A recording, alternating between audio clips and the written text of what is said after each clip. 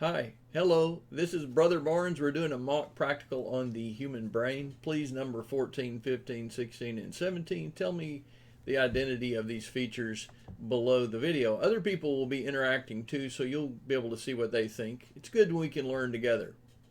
I love it when we can get together and learn about human anatomy. That's pretty cool.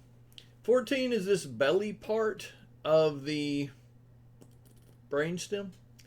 15 is right below it. It kind of leads to the spinal cord. 17 is this big maroon structure in the back. By the way, this little shrub looking thing is literally called the tree of life, arbor vitae. 16 is a cavity that allows for the movement of cerebrospinal fluid in the brain. That's 16. Tell me what you think in the comments below. Remember, there is a downloadable answer key in the link below the video.